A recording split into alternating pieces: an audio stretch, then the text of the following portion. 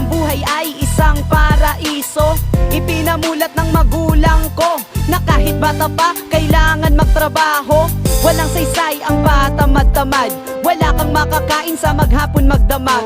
Kailangan magsipag sa pag-asa makaahon, sa pagkakataon na minsan ay di makabangon. Ito ang dahilan kung bakit kami nasanay sa buhay ng squatter, kung saan kami namuhay. Kaya't nagtsatsaga, nangangalakal sa gabi, papunta sa tambakan at doon pumipirme. Sa Sipay Parañaque, tambakan ng pag-asa, nangunguha na basura, ang katumbas nun ay pera. Kasi ang kahirapan na sa buhay darating, kailangan ng masanay, tayo rin ay papalarin. Nais kong takasan ng kahirapan,